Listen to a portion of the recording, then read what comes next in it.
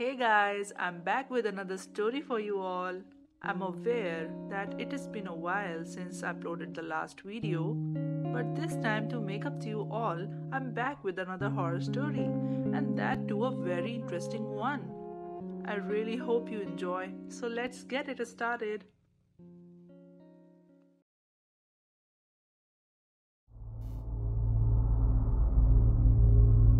ये किस्सा मेरे बचपन का है। मेरा एक दोस्त हुआ करता था जिसका नाम मुदस्सिर था। वो मेरा क्लास फेलो भी था और हम साथ ही स्कूल जाया करते थे। इत्तेफाक से मेरे और उसके घर के बीच कुछ ही मिनट का फासला था। उस वक्त हम कोई 10-12 साल के रहे होंगे। हमारा मोहल्ला काफी सुनसान था, यानी यहाँ पर चुनिंदा घर ही मुकीम थे। शाम में अपना होमवर्क ख़त्म करने के बाद मैं अक्सर ही अपनी अम्मी से इजाज़त लेकर उसके घर खेलने चला जाता था। मुदस्सिर का घर काफ़ी पुराना था, मोहल्ले के बाकी घरों से बड़ा और अलग भी था। उसके घर में चुनिंदा लोग ही थे। वो खुद, उसकी अम्मी, बाबा और दादा रहा करते थे। मुझे आज भी वो घर बहुत अच्छे से याद है। उस घर के सभी लोग घर के आगे वाले हिस्से में रहा करते थे। पीछे का सहन वाला हिस्सा हमेशा बंद रहा करता था। सहन में जाने वाले दरवाजे में हमेशा एक बड़ा ताला पड़ा रहता था। शाम में असर और मगरिब के बीच के वक्त में मैं और मुदस्सिर अक्सर ही छत पर खेलने जाया करते थे। उसके घर की छत बहुत बड़ी थी और उस छत की एक तरफ से उस घर का सहन वाला हिस्सा दिखता था। वो हमेशा ही सुनसान और वीराना पड़ा रहता था। उस सहन के किनारे एक सूखा पुराना पेड़ भी था, जिसकी शाखें छत तक आया करती थीं। हम हमेशा छत की दूसरी तरफ ही खेला करते थे। कभी बैडमिंटन खेलते तो कभी बॉल से कैच। मुदस्सिर के घर मेरा मुसलसल ही आना जाना था। मैंने उससे 2-3 बार उसके घर के उस हिस्से के मुताल्लिक मालूम करने की कोशिश करी थी, मगर उसने कभी तसल्ली बख्श जवाब दिया नहीं। एक आध बार उसने बताया था कि घर के उस हिस्से में उसके दादा जाने को मना करते हैं, और ये कि सहन वाला हिस्सा उसकी पैदाइश से ही बंद पड़ा है। उस दिन के बाद से मैंने उससे इस बात के मुताल्लिक दोबारा कभी नहीं पूछा। मुझे आज भी याद है कि उसकी अम्मी हमें मगरिब से पहले नीचे आने को कहा करती थीं और हमें सूरज ढलने से पहले आवाज़ लगा दिया करती थीं रिफ्रेशमेंट्स के लिए। एक शाम मैं और मुदस्सिर खेल रहे थे कि खेलते खेलते हमारी बॉल छत से नीचे जा गिरी, उसी घर के सहन में। हमने झांक कर जब नीचे देखा तो बॉल सहन के बीचों बीच गिरी हुई थी। मुदस्सिर ने मुझे बताया कि ये बॉल उसके पास इकलौती बॉल है और ये कि वो उसे नीचे जाकर लेकर आएगा। मेरे मना करने के बाद भी वो मुसलसल बॉल की लालच में नीचे जाने की बात करता रहा। फिर उसने मेरी एक ना सुनी और पेड़ के सहारे नीचे चला गया। मैंने उसे मुसलसल आवाजें दी, पर उसने मुझे नजरअंदाज कर दिया। मुदस्सिर नीचे पहुंचा, उसने बॉल उठाई और जब वो वापस पेड़ की तरफ आ रहा था तब अचानक ही रुक गया और दालान के एक कमरे की तरफ देखने लगा। मैंने उसे आवाज लगाई कि वो फौरन से पहले ऊपर आ जाए, पर उसने मेरी तरफ देखा और बताया कि उसे सामने के कमरे में से आवाज आ रही है, जैसे कोई उसका नाम पुकार रहा है। मेरे देखते ही देखते वो दालान के उस कमरे की तरफ जाने लगा। ऐसा मालूम होता था कि वो सभी कमरे सदियों से बंद पड़े हैं। उन सभी कमरों के आगे ताले भी लगे थे। जिस कमरे से मुदस्सिर को आवाज आई थी, उस कमरे के बाहर एक खिड़की भी थी, जिससे कमरे के अंदर देखा जा सकता था। मुदस्सिर उस कमरे की खिड़की से अंदर झांकता है और कुछ ही देर खड़े रहने के बाद वो वहां से यकदम भाग उठता है और पेड़ पर घबरा के चढ़ने की कोशिश करता है। इस हड़बड़ाहट में वो पेड़ पर चढ़ भी नहीं पा रहा था। میں بھی اس سے گھبرا کر پوچھتا ہوں کہ آخر مسئلہ کیا ہے۔ اس وقت وہ کچھ نہیں کہتا اور کہتا ہے کہ مجھے ہاتھ دو، مجھے اوپر کھینچو۔ ابھی وہ اوپر آنے کی کوشش کر ہی رہا تھا کہ اچانک ہمیں اس دروازے کے ہلنے کی آواز آنے لگتی ہے۔ ایسا معلوم ہو رہا تھا کہ کوئی اسے کھولنے کی کوشش کر رہا ہو اندر سے۔ دیکھتے ہی دیکھتے وہ دروازہ تیز تیز آگے پیچھے ہونے لگتا ہے۔ اس دروازے میں آگے تالا لگا ہوا تھا۔ یہ احساس ہو رہا تھا جیسے مانو کوئی اندر سے باہر آنا چاہ رہا ہے اور دروازہ کھولنے کی کوشش کر رہا ہے۔ ہم دونوں یہ سب دیکھ گھبرا جاتے ہیں، کیونکہ ہمیں بتایا گیا تھا کہ یہ جگہ ہمیشہ سے بند ہے اور وہاں کوئی نہیں رہتا۔ مدثر جدوجہد کر کے آخر کار اوپر آ ہی جاتا ہے۔ سورج ڈھل رہا تھا۔ ہم بے حد ڈرے اور سہمے ہوئے اس گھر کی جانب دیکھ رہے تھے کہ یکدم ہمیں وہ دروازہ شانت ہوتا نظر آیا۔ ہم نیچے جانے کا ارادہ کرتے ہیں اور اپنے بکھرے کھلونے بٹورنے لگتے ہیں۔ میں مدثر سے پوچھتا ہوں کہ آخر اس نے اس کمرے میں کیا دیکھا۔ وہ مجھے بتاتا ہے کہ اس نے کمرے میں ایک بے حد خوفناک عورت دیکھی جس نے کالا چوگا پہنا ہوا تھا۔ وہ ہاتھ سے اشارہ کر کے مدثر کو اپنے پاس بلا رہی تھی۔ مدثر ڈرتا تب ہے جب وہ اس کی سفید آنکھیں دیکھتا ہے۔ یہ سننا ہی تھا کہ میں بھی بے حد خوفزدہ ہو جاتا ہوں۔ ہم اپنے کھلونے سمیٹ ہی رہے تھے کہ اچانک ہمیں اسی دروازے کے ہلکے سے کھلنے کی آواز آتی ہے اور چند سیکنڈ بعد ہمیں ایک آواز آتی ہے،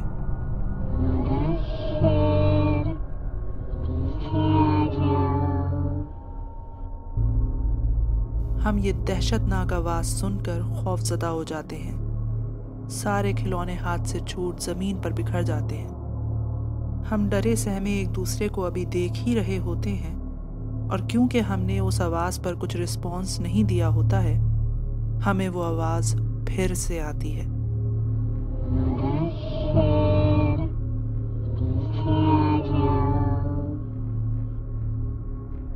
اب کی بار یہ آواز سن کر ہم دونوں گرتے پڑتے نیچے بھاگ جاتے ہیں۔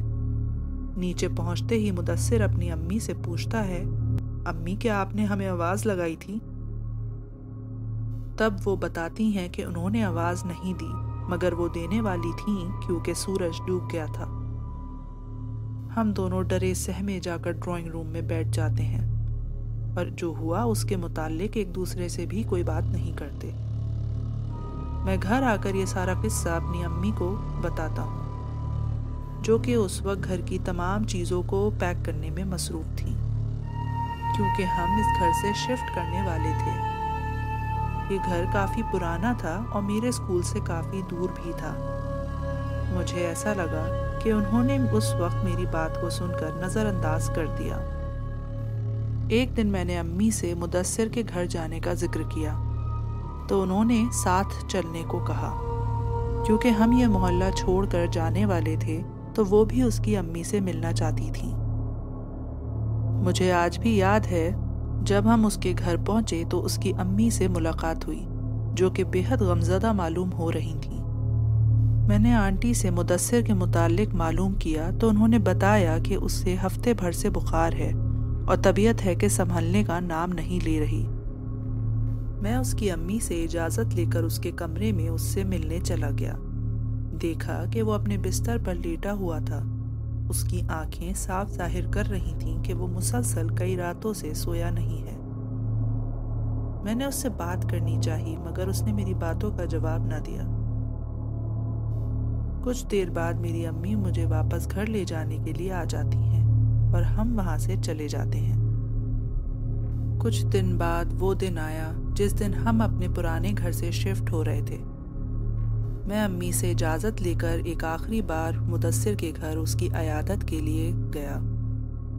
کافی دیر اس کے گھر کا دروازہ کھٹکھٹانے کے بعد اس کی امی نے دروازہ کھولا اور انہوں نے بتایا کہ وہ ابھی نہیں مل سکتا کیونکہ اس کی طبیعت ٹھیک نہیں ہے۔ گھر لوٹتے وقت میں نے خود کو تسلی دی اور سمجھایا کہ اس سے ملاقات میں اسکول میں کر لوں گا، مگر مجھے نہیں پتا تھا کہ ان دنوں کے بعد میں مدثر کو پھر کبھی نہیں دیکھ پاؤں گا۔ مدثر پھر کبھی اسکول نہیں آیا۔ میں مسلسل خود کو اس کے بارے میں سوچتے ہوئے پاتا۔ وقت گزرا، سال بیت گئے، دھیرے دھیرے میرے ذہن سے مدثر کی یادیں بھی دھندلی ہو کر غائب ہو گئیں۔ میں اسٹڈیز میں لگ گیا اور پھر کالج اٹینڈ کرنے کے لیے دوسرے شہر چلا گیا۔ بزی شیڈیول ہونے کی وجہ سے میں چھٹیوں میں بھی گھر کم جاتا تھا۔ ایک دفعہ ونٹر ویکیشنز میں میں ذرا طویل وقت کے لیے گھر واپس آ رہا تھا۔ وہی کچے راستے اور مکانات دیکھ کر بچپن کی یادیں تازہ ہو گئیں کہ یکایک مجھے مدثر کا خیال آیا۔ میں پھر سوچ میں گھر گیا کہ آخر اس کو ہوا کیا تھا، اور یہ کہ اب وہ کہاں ہے اور کیا کر رہا ہے۔ اس خیال کے آتے ہی میں نے ڈرائیور سے کہہ کر گاڑی اپنے پرانے محلے کی طرف لے جانے کو کہی۔ ہم جب وہاں پہنچے تو دیکھا وہ محلہ اب پہلے سے بھی زیادہ سنسان اور بنجر ہو گیا تھا۔ اچانک ہی محلے کا مشاہدہ کرتے کرتے مجھے مدثر کا گھر نظر آیا۔ میں نے اس سے ملنے کے لیے گاڑی اس کے گھر کے سامنے ہی رکوائی۔ جب گاڑی سے اترا تو دیکھا کہ گھر کافی خراب کنڈیشن میں تھا، جیسے وہاں کوئی رہتا ہی نہیں ہے۔ جب میں نے گھر کے دروازے پر جا کر کھٹکھٹایا تو کوئی کھولنے نہیں آیا۔ میں کافی دیر تک وہاں کھڑا رہا پر کسی نے بھی دروازہ نہیں کھولا۔ میں مایوس ہو کر وہاں سے جانے لگا کہ محلے کے ایک ضعیف شخص نے آ کر مجھے بتایا کہ یہ لوگ گھر چھوڑ کر کسی اور شہر میں جا کر بس گئے ہیں۔ میں نے ان کا شکریہ ادا کرتے ہوئے ان لوگوں کا ایڈریس معلوم کیا اور فوری طور پر دوسرے شہر کے لیے روانہ ہو گیا۔ انکل کا دیا ایڈریس کسی اپارٹمنٹ کا تھا۔ انکل کے دیے ایڈریس پر جب میں پہنچا تو دروازہ ٹو مائی سرپرائز مدثر نے کھولا۔ اتنے سالوں بعد اسے دوبارہ دیکھ بے حد خوشی ہوئی۔ وہ بھی مجھے دیکھتے ہی پہچان گیا۔ ہم نے کافی دیر باتیں کریں اور بچپن کی یادیں تازہ کریں۔ جب میں نے اس سے آخری دن کے متعلق معلوم کیا تو وہ افسردہ ہو گیا اور اس نے مجھے سب بتایا، جسے سن کر میرے پیروں تلے زمین کھسک گئی۔ اس نے بتایا کہ ان کا وہ گھر جسے وہ کئی سالوں پہلے چھوڑ آئے وہ پراسرار ہے، اور یہ کہ اس پر جنوں کا قبضہ ہے۔ اس نے یہ بھی بتایا کہ اس کے دادا نے اسے یہ ساری باتیں کئی سالوں بعد بتائیں۔ اس کی پیدائش سے پہلے اس کے گھر کے پیچھے صحن والے حصے میں کچھ لوگ کرائے پر رہنے کے لیے آئے تھے۔ گھر بڑا تھا، لوگ کم تھے، اس لیے اس کے دادا نے پیچھے کا حصہ کرائے پر اٹھا دیا تھا۔ اس فیملی میں ایک آدمی تھا اور صرف وہی دادا سے بات چیت کرنے کے لیے آیا کرتا تھا۔ اس نے گھر لینے سے پہلے دادا سے یہ کہا تھا کہ اپنے گھر کی چھت پر کسی کو مت بھیجیے گا، کیونکہ اس کے گھر میں عورتیں ہیں جو کہ پردہ کرتی ہیں۔ دادا نے اس شرط پر حامی بھر دی اور اسے وہ گھر کرائے پر دے دیا۔ کچھ دن بیتے تھے کہ محلے والوں نے یہ غور کیا کہ اس خاندان کے لوگ کہیں باہر آتے جاتے نہیں ہیں۔ خیر، یہ بات آئی گئی ہو گئی، مگر کچھ دنوں کے بعد ایک رات 3 بجے اس گھر سے کسی بکرے کے رونے کی آواز آنے لگی۔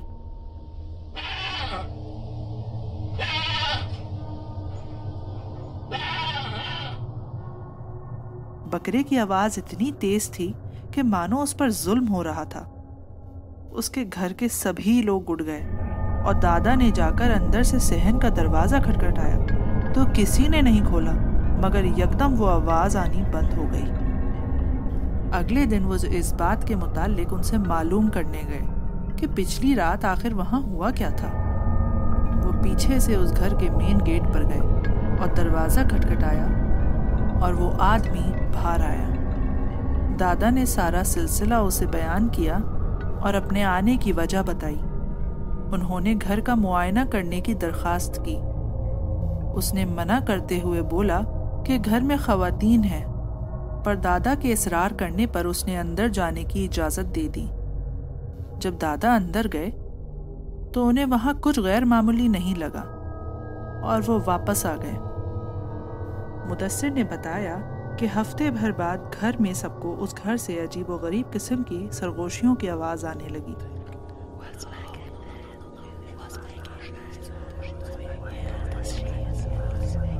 اور ایک رات جب ایسا دوبارہ ہوا تب اس کے دادا اور ابو دونوں نے چھت پر جا کر معاملے کی تہہ تک جانے کا فیصلہ کیا۔ جب وہ دونوں چھت پر گئے تو جو انہوں نے دیکھا اسے دیکھ کر ان کے ہوش اڑ گئے۔ کچھ عورتیں برقع پہنے آنگن کے بیچوں بیچ گھیرا بنائے بیٹھی تھیں۔ انہوں نے بیچ میں آگ جلا رکھی تھی اور وہ سب ایک بکرے کی بلی چڑھا رہی تھیں۔ وہ مسلسل کچھ دہرا رہی تھیں۔ سننے میں وہ شیطانی آیتیں لگ رہی تھیں۔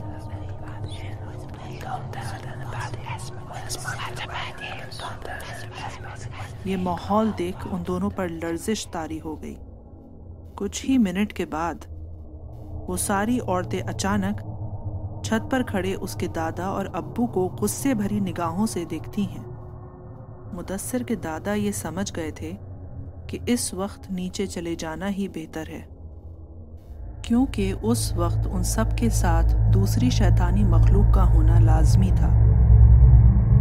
اگلے دن صبح ہوتے ہی اس کے دادا اور ابو اس گھر اس معاملے کی تفتیش کرنے کے لیے گئے۔ پایا کہ دروازہ کھلا ہوا تھا۔ جب وہ دونوں اندر داخل ہوئے تو دیکھا وہ سب لوگ وہاں نہیں تھے۔ کمرے سارے خالی تھے، بس کچھ کالے جادو کا سامان پڑا ہوا تھا۔ یعنی رات کے سناٹے میں وہ پراسرار خاندان غائب ہو چکا تھا۔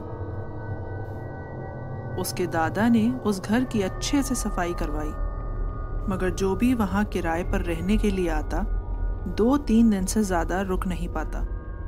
کرایہ دار شکایت کرتے تھے کہ یہاں کوئی مخلوق ہے جو انہیں پریشان کرتی ہے، انہیں سونے نہیں دیتی اور ان کو بے حد برے خواب آتے ہیں کہ اگر وہ یہاں رہے تو وہ مخلوق ان پر طاری ہو جائے گی اور ان کو جانی نقصان پہنچائے گی۔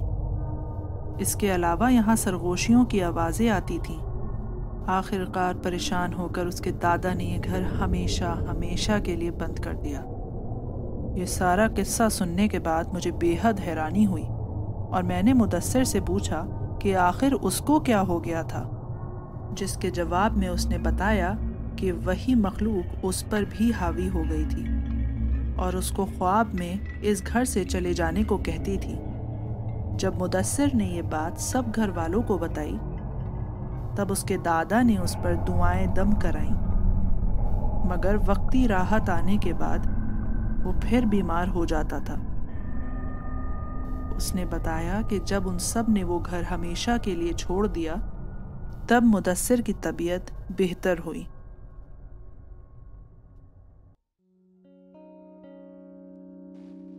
Hey guys, I really hope you enjoyed this story that I wrote. And if you did, please do not forget to like and share it with your family and friends. Also, please consider subscribing to my channel and ring that notification bell so that you get notified when I upload my next video. Take care and be safe until then.